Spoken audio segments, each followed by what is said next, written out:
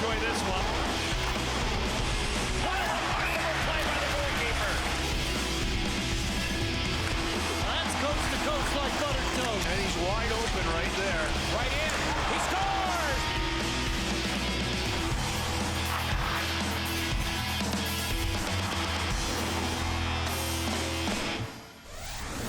How's it going, hockey fans? Welcome to another episode of the coolest show on skates. I'm Jamie Hirsch, and it's time for Ice Time. Valentine's Day was a little while ago, but I'm sure you'll love what we have in store. Up first, we'll take the ice to take a look at the past week of hockey action. Then we'll hit the post to see what's happening on the social scene. And later on, we'll learn about the process behind setting up this year's Stadium Series. We have much more in store the rest of the way, but there's something right now that I have to say. Lace up those skates. It's time to take the ice. It's 6 assists for Connor McDavid. Just watch McDavid go to work here. 6 assists for Connor McDavid, one off the NHL record held by Wayne Gretzky and Billy Taylor Sr. 600th assist. His second career 6-point night. He's a great hockey tactician. He's a great hockey mind, but he's also a really good communicator. And Paul Maurice is now all alone, 5th all-time in wins.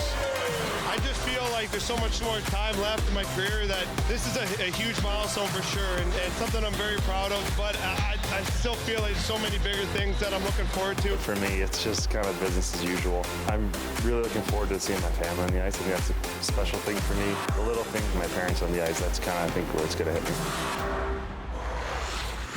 Congrats on the great accomplishment, guys. Now let's hit pause on the TV for a little as we hop online to track what's trending on the web. Here's Hitting the Posts with some fun content from NHL social media.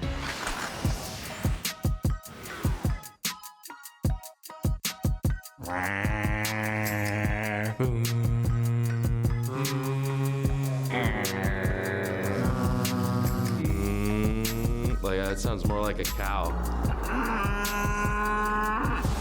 One social media channel you should definitely subscribe to is the NHL's YouTube page. You can see great content like Weird NHL. He's trying to push him out of the way. By the time all that's going on the boards, now he's got to try and scramble back. With your parent or guardian's permission, make sure you follow all NHL-related channels. Before we learn about the Stadium Series rink construction later on, we need to review a different set of games that recently wrapped up. The rivalry series between the American and Canadian women's national teams finished on February 11th. In the series, the Americans ended up taking a 3-1 lead, but would the Canadians crumble or come back?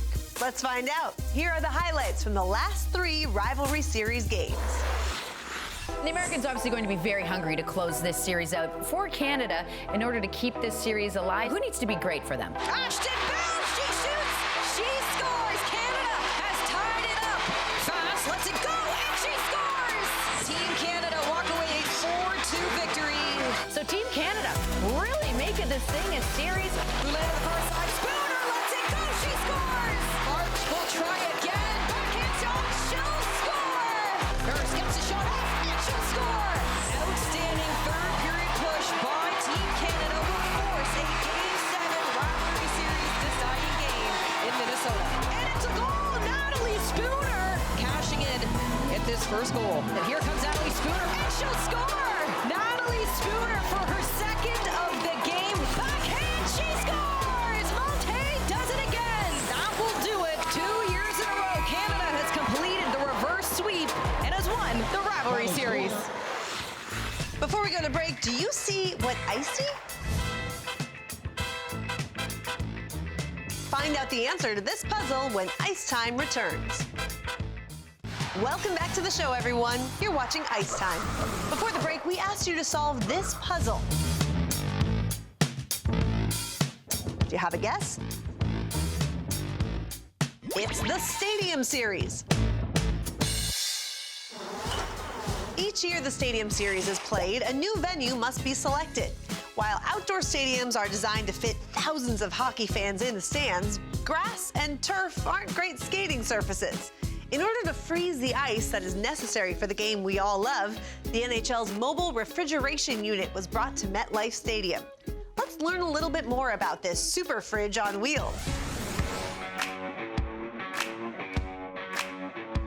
This is obviously a pretty exciting day and a busy day for us. We've had 2 successful games, Heritage Classic and then the Winter Classic, so it's nice to be in New Jersey, kind of getting everything going today.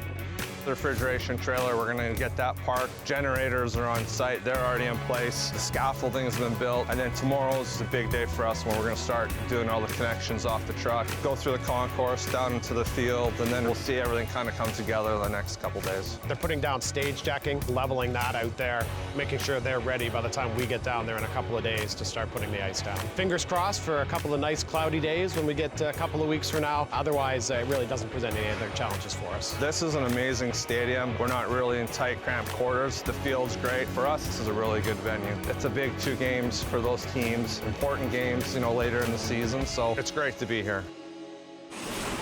While we just saw the Stadium Series rink being built, you fans might be wondering about the certain aspects that make up an NHL hockey rink. There are so many interesting details in the dimensions, so we wanted to make sure you fans are informed. Let's get animated with my pal Jackie Redmond. It's time for Face Off the Facts. This week, we aren't looking at a who or a what, but a where. It's time to face off the facts. Can you guess what sport hockey rinks were originally built for? I'll give you a second. Ice hockey rinks were originally constructed for curling. The word rink is Scottish for course, and rink specifications originate from Victoria Skating Rink in Montreal, where the first indoor game was played in 1875. In the NHL, the dimensions of a rink are about 200 feet long, with designated lines that serve various purposes. The center red line divides the rink into 2 100-foot halves. 25 feet away on either side of the center line are 2 blue lines, which create a 50-foot neutral zone. About 64 feet from the blue lines are the red goal lines near the ends of each side of the rink, which the puck must cross within the confines of the goal in order to score a goal. Behind the net, it's in the blue paint.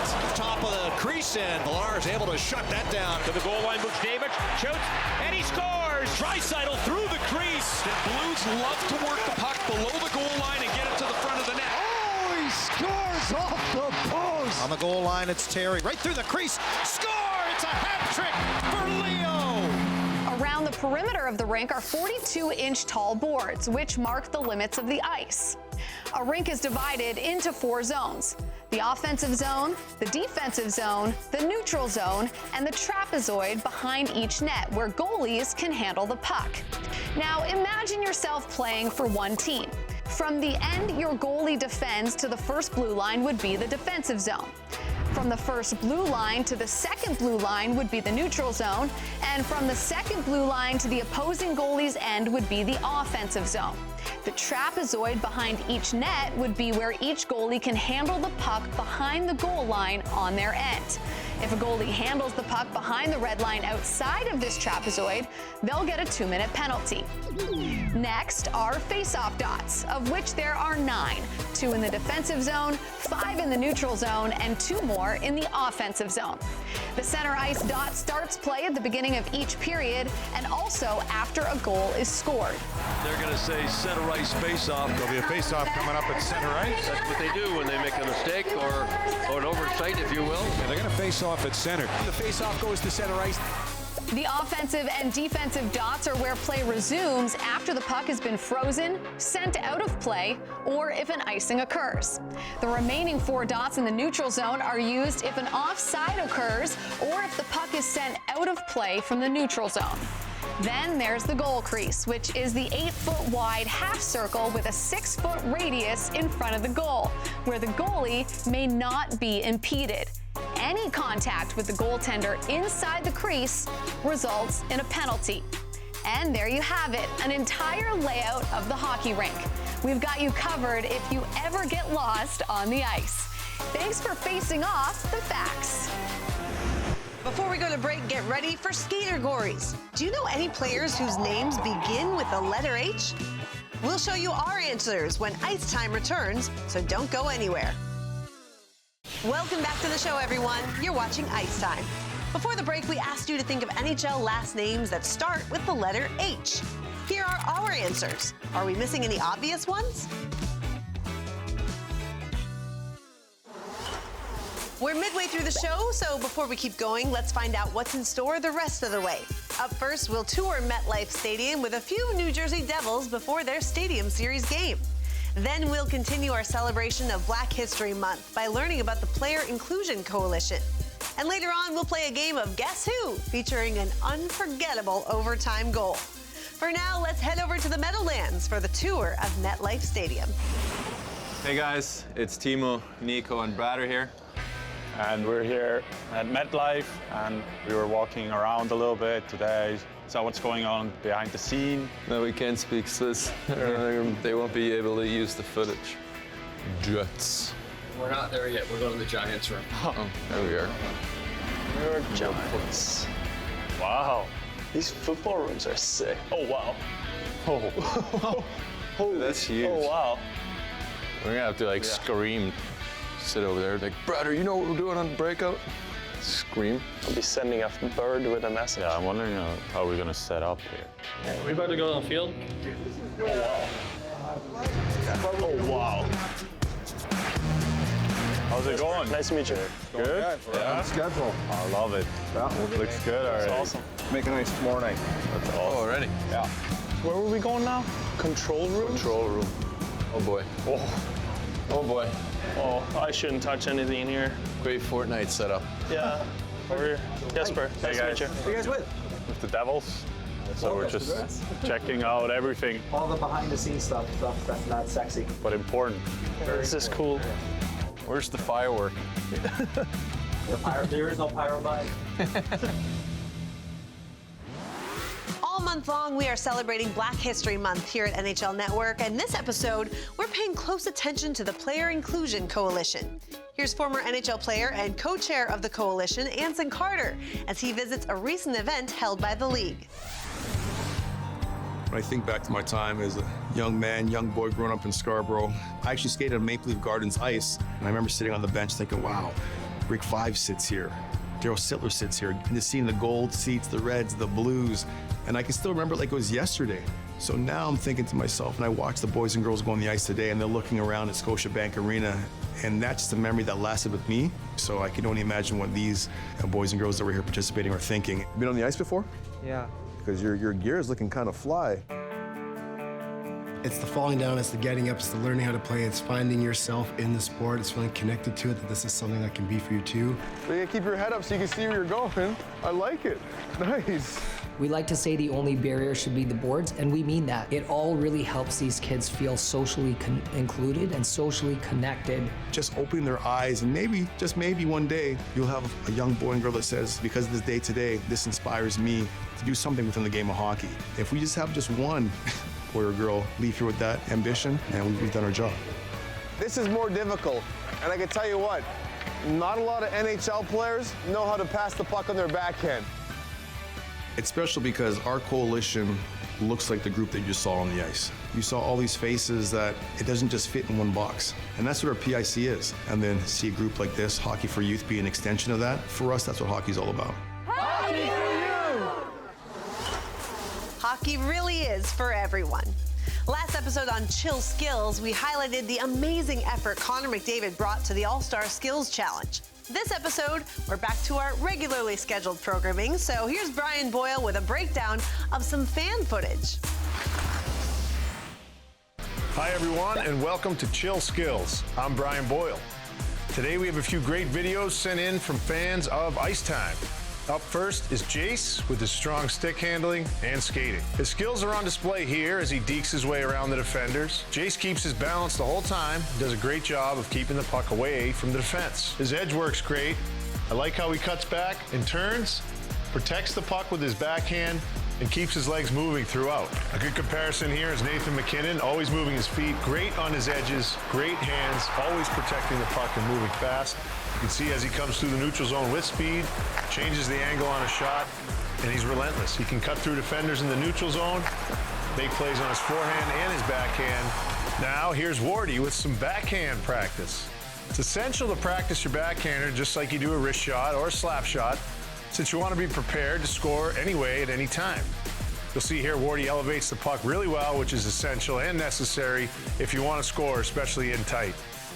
He's taking these backhand shots. I love this. I had a little setup like this when I was younger. It reminds me of a good player, number 87, one of the best to ever do it. He's so dynamic in so many ways, but what separates him is his ability to use his backhand in all situations. Now here's RJ working on his one-timer.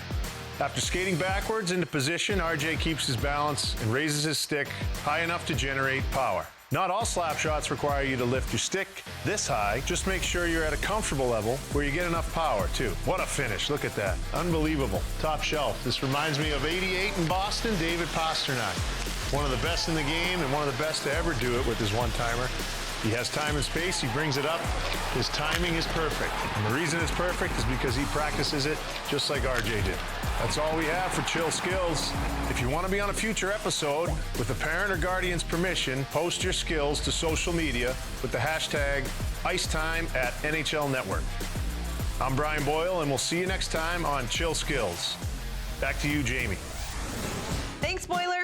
Recently, the Northeast has been hit with some snow, so transportation has been tricky from time to time. While a big truck may be perfect for driving through blizzards, most of us would rather cruise in a convertible with sunny skies above, right? We asked NHL stars on their preferences between those two types of vehicles, and here are their answers in Breaking the Ice. I'd say convertibles. Truck. Ooh. Truck. Live in New England. Trucks.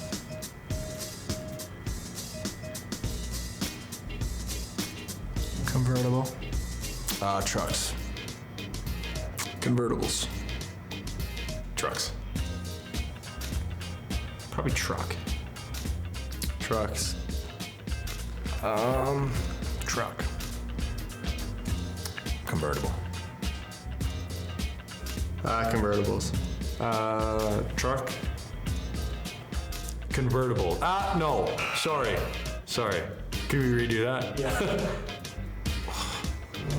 SUVs. Trucks, for sure. Because I got a truck. Well, I got an SUV, but I call it a truck. And I camp in it. I'm an outdoorsman, so I like that. Before we go to break, here's a bit of trivia. Do you know what year the first Stadium Series was played? Find out the answer after the break. Welcome back to the show. You're watching Ice Time. Before we went to break, we asked you this bit of trivia. Do you know what year the first Stadium Series was played? The answer is 2014. 4 games were played, including 2 from the New York Rangers. Earlier in the episode, we highlighted the 1,000 game milestones of Brad Marchand and Alex Pietrangelo. During his recent meeting with the Pittsburgh Penguins, Minnesota Wild goalie Marc-Andre Fleury was surprised with a gift from his former teammates. Let's take a look at what Sidney Crosby and Chris Letang gave Flower to commemorate his 1,000th game played. All right, we want to do something for you to recognize 1,000 games in 552. So this is from our organization. Oh, dude, that's awesome, man. I helped Cody paint it a little bit. Yeah, I did, eh? You did an awesome job. That's awesome, man. Oh, thank you, dude. Thanks, eh? Yeah. That's nice, huh? Yeah, awesome. I didn't believe that you were at 1,000 meeting dressed. Like, I'm on the bench, I didn't know. Yeah. I say, like, I didn't believe it. I didn't believe it. I was like, that's impossible. I don't know if I can fit this in my car. Yeah, you're gonna fit this in your car. I'm working a diamond truck. All right, dude. Thank you. One chance to score. Well, I'll sit. Who's caught? That's you. Thanks, man. That's a swap. I'll see you, man. I think that picture was worth more than 1,000 words. We'll keep the goalie content going with the Weeksy Windmill. Here are some of the best glove saves in recent memory.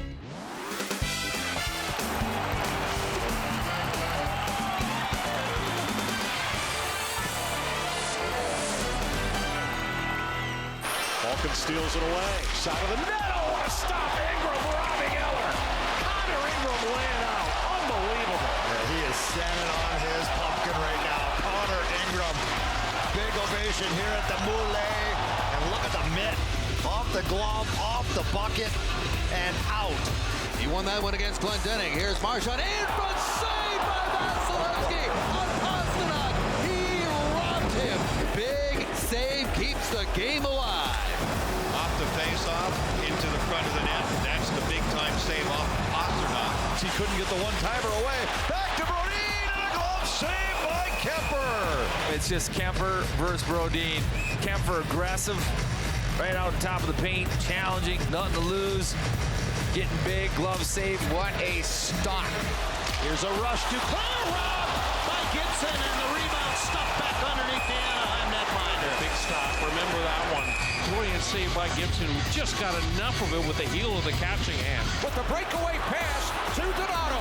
Donato moving in. Backhand shot. Stuffed by McCord. A clear breakaway for the former Kraken forward. And now at the other end, it's the Unbelievable. At one end, it was a 2-on-0. He goes forehand, backhand on Joey Daccord. He denies. And then next thing you know, Eberle finds Tatar. And then Tatar buries it on the stick side. Should have seen the reaction of Joey Daccord in net. Boy, was he pumped up after that. From glove saves to a great goal, it's time for Guess Who?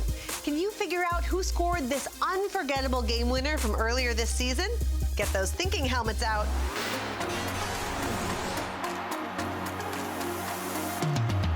Stick handles and elicits boos. Pass toward O'Reilly. Fortunately for Nashville, gloved down by... Darts to the slot. Shoots! Scores! Do you have a guess? Stick handles and elicits boos. Pass toward O'Reilly. Fortunately for Nashville, gloved down by... Darts to the slot. Shoots! Scores! It's Philip Forsberg. Pass toward O'Reilly and Forsberg. Fortunately for Nashville, gloved down by Philip Forsberg. Forsberg darts to the slot. Shoots! Scores! The Preds win it, and again, it's Philip Forsberg in overtime for the second time in as many games. That's all we have for today's episode. We hope you had fun and learned a thing or two along the way. Before we wrap up this show, here's Calgary Flames forward Andrei Kuzmenko with his thoughts on this year's Super Bowl. While he doesn't watch football very often, he's definitely a new fan of the sport after that great game.